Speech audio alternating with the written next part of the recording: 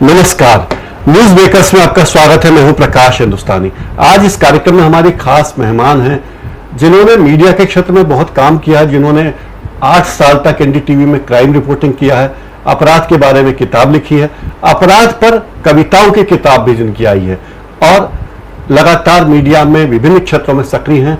इन दिनों उनका ब्लॉग भी बहुत तेजी से बहुत सक्रिय, ब्लॉग पर भी सक्रिय हैं और अनेक महिला केंद्रित आयोजनों में वे शीर्ष भूमिका निभाती रहती हैं। डॉक्टर वर्तिका, आमतौर पर रिपोर्टिंग, क्राइम रिपोर्टिंग महिलाओं का क्षेत्र नहीं माना जाता। आप एनडीटीवी में आपने 8 साल तक क्राइम रिपोर्टिंग किया, एकदम वहां की चीफ रिपोर्टर रही क्राइम की, तो ये कैसे सूझा आपको, इस क्षेत्र में जाने की प्रेरणा कैसे मिली? रिपोर्टिंग तो मैं करना चाहती थी जी, इसलिए करना चाहती थी कि मुझे लगता था कि रिपोर्टिंग करने से मुझे जिंदगी को करीब से देखने का मौका मिलेगा। और क्राइम रिपोर्टिंग मुझे अचानक ही मिल गई। जब उस समय विक्रम चंद्रा मेरे बॉस थे और उन्होंने एक दिन अचानक कहा, और राजदीप ने कहा कि तुम क्राइम कवर करने लगो। और मैं उससे पहले भी कर ही रही थी, लेकिन मैं फिर परमानेंटली उस फील्ड में आ गई। और करते करते मैंने देखा कि अपराध की जो रिपोर्टिंग है वो जिंदगी के उन पहलुओं से भी इंसान को जोड़ देती है जिनके बारे में हम आम जिंदगी में कभी सोचते तक नहीं है। तो इस तरह मेरा जुड़ाव हो गया क्राइम रिपोर्टिंग के साथ और उसने मेरे सामने कई नए पन्ने खोल दिए। आमतौर पर महिलाएं मीडिया में कम ही हैं। टीवी हो या अखबार, उन्हें बीट दी जाती है साहित्य, संस्कृति, आर्ट एग्जीबिशन, ज्यादा से ज्यादा आम आदमी की बातें करना, या और अधिक हुआ तो अर्थशास्त्र की कोई खबर, अर्थशास्त्र की खबर में प्रतिक्रिया, आम लोगों की प्रतिक्रिया ले आई। ऐसा क्यों होता? महिलाओं को आमतौर पर जो आप कह रहे हैं वो है गृह शोभा वाली पत्रकारिता के लायक, या फिर पकवान वाली पत्रिका। ऐसा माना इसलिए जाता है कि लगता है कि शायद यही एक उनका कार्य क्षेत्र या सोच का क्षेत्र है और उससे आगे वो शायद उठकर सामने नहीं आ सकती। लेकिन ये भी हुआ है कि जब भी कोई चुनौती दी गई है महिलाओं को तो उन्होंने उसे निभाया है और बड़े सलीके से निभाया है। इसकी बड़ी वजह यह है कि मल्टीटास्किंग औरतें आमतौर पर बहुत अच्छे से कर लेती हैं। और दूसरी वजह यह है कि जिस भी परिवेश में वो पैदा होती हैं, पलती बढ़ती हैं, वहां इतने सारे दंश के बीच वो पलती हैं कि वो उन्हें कटाक्षों से गुजरते हुए, परेशानियों से गुजरते हुए मजबूत बनाता है, तमाम औरतों की तरह। मुझे भी ऐसा लगता है। इन दिनों अपराधों के मामले में महिलाओं के खिलाफ अत्याचार हमेशा से होते आए, लेकिन एक तेजी आ गई। ऐसा लगता है कि तो ये तेजी है अपराधों में या मीडिया उसे बहुत ज्यादा हाइप दे रहा है? आपकी राय में क्या लगता है? दोनों बातें हैं। मीडिया हाइप दे रहा है, लेकिन मुझे उसमें थोड़ी सी परेशानी है। जैसे कि अब ये गुवाहाटी वाला ही इंसिडेंट, मैं ये देख रही हूँ कि एक अपमानजनक घटना हुई। उस अपमानजनक घटना को बार बार रिपीट करके उन विजुअल्स को दिखाना उस अपमान को कई गुना और बढ़ाने जैसा है। दूसरी तरफ ये भी मैं मानती हूँ, अगर मीडिया की आंख ना रही तो ये अपराध जो हर कोने में, हर गली कूचे में होते हैं, वो दिखाई ना दे, पता ना लगे। मीडिया की मौजूदगी बहुत जरूरी है। अपराध भी बढ़ रहा है, लेकिन साथ ही साथ एक सावधानी और समझदारी का पुल अगर वो ना बन पाया, अगर वो चरमराता है, तो अपराध की पूरी परिभाषा कहीं ना कहीं एक बहुत बड़े डर को पैदा करती है। क्योंकि अपराध की रिपोर्टिंग अगर तरीके से ना की जाए तो वो अपराधी को खुश कर सकती है और विक्टिम को डरा सकती है। ये चीज मुझे लगता है बहुत ज्यादा सोचने वाली बात है। आप बिल्कुल सही बात कही। आमतौर पर अपराध की रिपोर्टिंग में अपराधी ग्लैमराइज होते हैं। ये कहा जाता है कि फलाने व्यक्ति के खिलाफ जिला बदर की कार्रवाई की गई, उसकी खबर छपती है अखबार में, तो उसके सारे जो गुर्गे हैं, चमचे हैं, वो कहते हैं कि अब तो हमारे बॉस को या गुंडे को, दादा को प्रमाण पत्र मिल गया, जिला बदरी की कार्रवाई हो गई, प्रमाण पत्र। तो ऐसे भी मौके आए जब गुंडे इस तरह की कोशिश करके खबरें छपवाने की कोशिश करते हैं, प्रयास करती है उनकी खबरें छप जाए। एक अभी इंदौर में हमारे यहाँ एक महिला आईजी हैं, अनुराधा शंकर जी, वो कहते हैं कि मीडिया में जितने लोग हैं वो आमतौर पर पढ़े लिखे नहीं हैं, गंवार लोग हैं, और जो गंवार हैं उनमें जो सबसे नए गंवार होते हैं उनको क्राइम रिपोर्टिंग दे दी जाती है। आप क्या कहेंगे? ऐसा काजू साहब भी कहते हैं। हाँ। दूसरी बात, डिग्रियों के होने या ना होने से समझदारी का मूल्यांकन नहीं हो सकता। ऐसा तो नहीं है जितने लोग आईपीएस में आए सब समझदार हैं। या मैं सवाल खड़ा करना चाहती हूँ, ऐसा तो नहीं है जो लोग लाल बहादुर शास्त्री एकेडमी में ट्रेनिंग लेकर आए हैं सबके सब संवेदनशील हैं। बिल्कुल ऐसा नहीं है। जनरलाइज करने की कोई जरूरत किसी को नहीं होनी चाहिए। दूसरी बात यह है कि पुलिस और मीडिया के बीच या तो एकदम दुश्मनी का रिश्ता बन जाता है या एकदम दोस्ती का, दोनों खतरनाक हैं। और तीसरी जो सबसे महत्वपूर्ण बात मुझे लगती है, फॉलो अप कहीं नहीं होता। पुलिस इंसिडेंट को थोड़े दिन बाद भूल जाती है या मनाती है कि मीडिया भूल जाए। मीडिया भूल जाता है जब कोई बड़ी घटना हो जाती है। गुवाहाटी वाले इंसिडेंट में अगर अगले 48 घंटे में कोई और घटना हो गई तो हो सकता है ज्यादातर लोग भूल जाएं कि गुवाहाटी में क्या हुआ था। उन्हें तब याद आएगा जब उसे दोहराया जाए। तो ये कह देना कि मीडिया में समझदार लोग नहीं है, मैं इसे नहीं मानती। अगर मीडिया की मौजूदगी ढंग से नहीं होती तो इस देश में संसद के अंदर क्या हो रहा है आम लोगों को पता ही नहीं लगता। मीडिया की मौजूदगी ने बहुत बड़ी महती भूमिका निभाई है, इसे नजरअंदाज नहीं किया जा सकता। आपने इतने चैनल्स पे काम किया है, ऐसा क्यों होता है कि सारे चैनल या अखबार दिल्ली में अपराध होता है या मुंबई में होता है, जो उनके टीआरपी का एरिया है, नोएडा क्षेत्र में हो तो उसे बहुत हाईलाइट करते हैं, और सुदूर इलाके में अपराध होगा, नीमच में होगा या मंदसौर में होगा, बड़वानी में होगा, तो उसे बिल्कुल महत्व नहीं देते। तो क्या टीआरपी इतनी हावी है अपराध रिपोर्टिंग पे? टीआरपी से ज्यादा कि जो टैम का जो मेजरमेंट है वो सही नहीं है। और जैसा हम सभी जानते हैं कि बहुत सिलेक्टेड घर है और बहुत सिलेक्टेड राज्य हैं जहां पर कि टैम एक्चुअली इस सर्वे को करता है और उसी के आधार पर ये रिपोर्ट निकल जाती है। बहुत अच्छी बात, अभी कुछ दिनों पहले इस पर बहस हुई दिल्ली में, वो ये हुआ कि आरएनआई की रिपोर्ट का भी एक समय है। हमने टेलीविजन के लिए क्यों रखा हुआ है कि हर हफ्ते वो रिपोर्ट आएगी, हर हफ्ते ना आए, एक महीने बाद आए तो शायद हालात सुधरेंगे। पर ये बात से मैं बिल्कुल सहमत नहीं हूँ। ऐसा नहीं है कि मीडिया ज्यादातर वही अपराध दिखाता है जो दिल्ली में है या मेट्रोपॉलिटन सिटीज में है। आपको हैरानी होगी, जो मेरी स्टडी है, जो मेरी समझ है, वो ये कहती है कि बड़े शहरों में होने वाले अपराध बड़े खतरनाक होते हैं जो मीडिया में आते ही नहीं है। बड़े घरों में होने वाले अपराध, इलीट परिवारों में होने वाले अपराध, या फिर उन तबकों में होने वाले अपराध जिन्हें हम बहुत सम्मानित या बहुत बड़ा मानते हैं, वो जो अपराध होते हैं वो इतने ज्यादा गहरे, गंभीर और तोड़ने वाले होते हैं, उस पर मीडिया या प्रशासन पहुंचता ही नहीं। यानी जो अपराध होते हैं मीडिया उन तक पहुंचता नहीं, अधिकांश अपराधों तक, प्रमुख अपराधों तक, इलीट क्लास के अपराधों तक। एक और चीज ये नहीं लगती कि लैला खान की हत्या होती है या और ऐसे कुछ सुंदर चेहरे वाली स्त्री की हत्या होती है, महिला के प्रति अपराध वो भी है, तो उसे बहुत ज्यादा महत्व दिया जाता है। और एक आम गंवारू अनपढ़ महिला है, उसके साथ कितनी भी ज्यादती हुई उसे कम महत्व। इसे आप लेयर्स में भी देखिए। सुंदर महिला ठीक है, लेकिन आप देखिए सुंदर महिला जब मारी जाती है या उसके साथ कुछ होता है, उस अपराध की रिपोर्टिंग में हमारा मीडिया अक्सर इतना इनसेंसिटिव हो जाता है कि वो जो वर्ड्स को यूज करता है, अगर उन्हें आप ध्यान से उनका एनालाइज उन्हें आप करें तो बड़ा आपत्तिजनक लगता है। जैसे कि गुवाहाटी वाले केस में मैं फिर से आऊंगी, जब ये स्टोरी आई तो चैनल्स ने बार बार ये कहा कि वो पब से बाहर निकल रही थी। मेरा सवाल ये है, पब से बाहर निकल रही थी या वो यूनिवर्सिटी से बाहर निकल रही थी, उससे क्या अपराध का कि कम हो जाती है इंटेंसिटी? बिल्कुल कम नहीं होती। सुंदर महिला के साथ और बहुत सारे सवाल या यंग महिला के साथ और बहुत सारे सवाल खड़े होते हैं। दूसरी बात यह, कोई भी अपराध अचानक कभी नहीं होता, अपराधी कोई भी अचानक नहीं बनता। चेहरे आप देखिए किसी भी अपराधी के, जो एक ड्रग्ड क्रिमिनल जैसा अपराधी जो होता है, उसके चेहरे पे जो मुस्कान, जो विद्रुपता होती है, वो अचानक नहीं आती, वो फैलती है धीरे धीरे धीरे और समाज उसको पोषित करता है। और विक्टिम जब थाने जाता है तो मीडिया या फिर जो थाना है उसे और विक्टिमाइज करता है। आप थाने में जाके देखिए, डोमेस्टिक वायलेंस के केसेस में जाकर देखिए, आप हैरान हो जाएंगे देख के। मैं जितने थानों में मैंने जाकर इस पर स्टडी की, मुझे ये देखकर बेहद ज्यादा दुख हुआ कि पुलिस विक्टिम को और परेशान करती है और कल्प्रिट को और ज्यादा आराम देती है। ये होता है। रिपोर्टिंग की अपराध रिपोर्टिंग, महानगरों के अपराध और छोटे शहरों के अपराधों की शैली में कोई अंतर है महिलाओं के प्रति? बहुत ज्यादा, बहुत ज्यादा। मुझे लगता है कि छोटे शहर की महिला में फिर भी एक हिम्मत आ गई है। वो जब ठान लेती है वो दुर्गा बन जाती है। बड़े शहर की औरतें अब तक दुर्गा नहीं बनी, उनकी हिम्मत नहीं है, बहुत डरती हैं वो। या दूसरे शहरों से आके बड़े नगर में बसती है वो। हाँ, या जब वो वहां भी आकर बसती है। बड़े शहरों की महिलाओं की अपनी बहुत सारी पेचीदगियां, डर, बहुत सारी कुंठाएं, बहुत सारी परेशानियां और आसपास के समाज का नकाब उन्हें बहुत सताता है।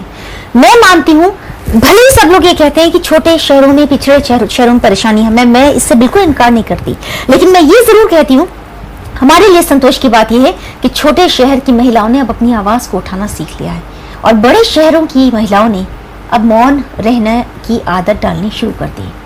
ये बड़ी अजीब सी बात है। क्या आपको लगता है कि हमारे समाज में मानसिक बीमारियां बढ़ती जा रही हैं? जिस तरह के अपराध बढ़ रहे हैं उससे लगता है हमारा समाज मानसिक रूप से बीमार होता जा रहा है? बीमार पहले से हो रहा था, अब पता लग रहा है और बीमारी थोड़ी बढ़ रही है, ये इसमें भी कोई शक नहीं है। और उसे बढ़ाने वाले फैक्टर्स बहुत सारे ऐसे हैं।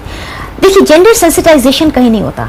आप जाकर देखिए स्कूलों में, कॉलेजों में, पुलिस ऑफिसर्स तक, सीनियर ऑफिसर्स तक कितनों को जेंडर सेंसिटाइजेशन प्रोग्राम्स में भेजा जाता है।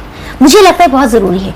पिछले 2-3 सालों में मैं देख रही हूँ, कोई घटना होती है, 5 वैज्ञानिक और ज्ञानी मुनि लोग बैठ जाते हैं और एक घटना को लेकर वो घंटों उस पर बहस होती है, नतीजा कोई नहीं निकलता।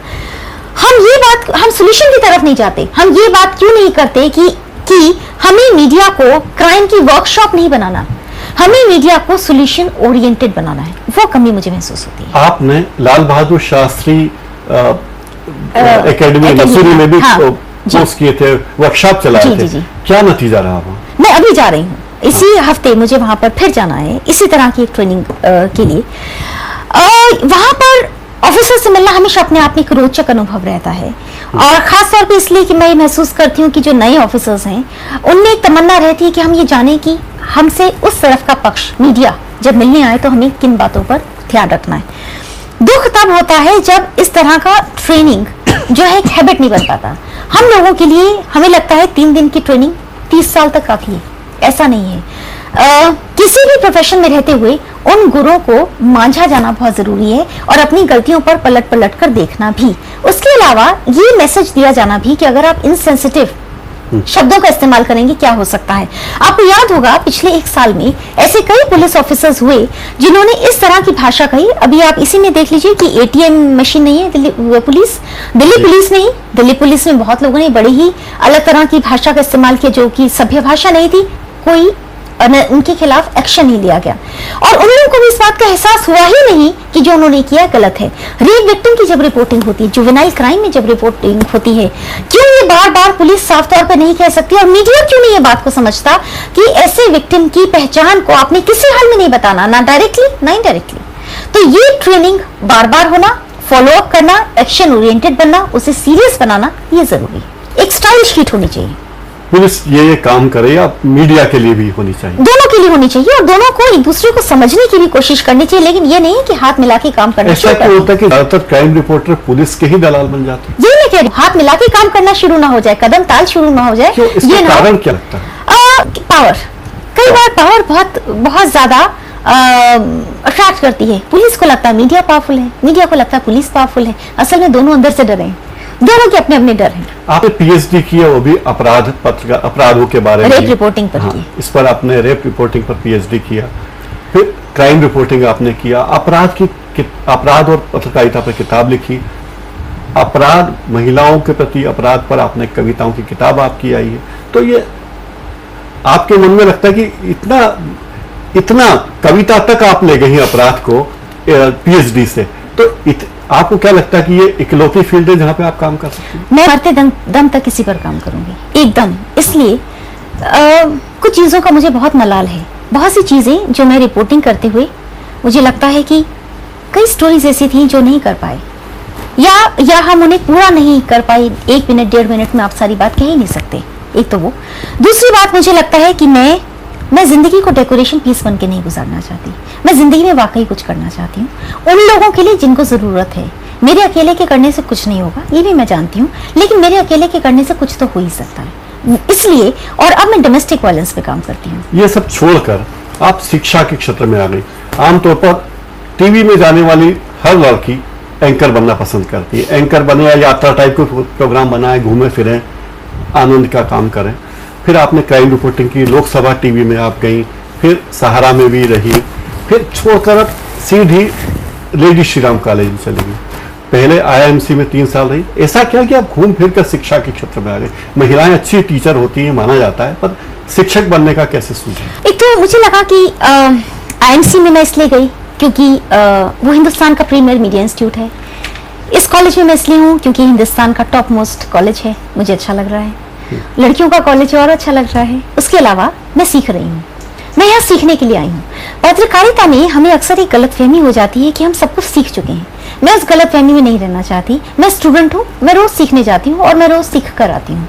दूसरी बात यह कि मैं, जैसा मैंने कहा, मैं इस समाज से, जिस समाज से जुड़ी हूँ उसके साथ और ज्यादा जुड़ना चाहती हूँ। अध्यापन करते हुए मुझे अपने अंदर गहन चिंतन मनन करने का जो मौका मिल रहा है, शायद वो कहीं और नहीं मिलता, और अलग अलग डायमेंशन से देखने का मौका मिल रहा है। अगर किसी एक चैनल या किसी एक अखबार के साथ होती तो शायद मैं अपने आप को उतना उतने विस्तृत परिप्रेक्ष्य में शायद ना समझ पाती, ऐसा मुझे लगता है। तो मुझे अच्छा लग रहा है, मैं पसंद कर रही हूँ। टीवी पर जो आमतौर पर क्राइम के स्पेशल प्रोग्राम आते हैं, खास कार्यक्रम, सनसनी या इस तरह के, उनके बारे में क्या कहेंगे? एक तो ये कि हमने एक अजीब चेहरा बना दिया है क्राइम रिपोर्टिंग का, लाल रंग, क्रिमिनल जैसा लगता हुआ एंकर, और बहुत ही ज्यादा ऐसी भाषा जो कि डरा दे, घबरा दे और ऐसा लगे जैसे भूचाल आ गया है हर एक शब्द के साथ। ये असल में उस मानसिकता से निकला है जो ये कहता है कि अगर दर्शक डर गया, घबरा गया तो चीज बिकेगी, जैसे कि धर्म।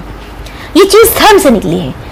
अक्सर आस्था इंसान की उस समय बहुत बढ़ जाती है जब वो बुरे वक्त से गुजर रहा होता है, क्योंकि अंदर कुछ डर होता है, या फिर वो तब जाता है जब उसे कुछ ग्रेटिट्यूड, धन्यवाद कहना होता है। धन्यवाद बहुत जल्दी में होता है, लेकिन जब डर की पूजा होती है वो लंबी होती है। इसी तरह मीडिया में जब डर आता है तो वो डर जो है वो लंबे समय तक ठहरता है। अपराध की कहानियों को मनोरंजन का केंद्र बना दिया गया। हाँ, तो मनोहर कहानियां कितनी बिकती थी। आप देखिए, मनोहर कहानियां ने एक समय में कई कीर्तिमान स्थापित कर दिए थे और लोग उसे खरीद कर चोरी छुपे ही सही लेकिन पढ़ा करते थे। उसी तरह क्राइम रिपोर्टिंग, उसने भी समाज को ये बताने की कोशिश की कि एक स्टोरी है, और सबसे बड़ी बात ये कि ये एक फिल्मी कहानी की तरह उसे दिखाया जाता है, जहाँ शुरुआत है, मध्य और अंत है।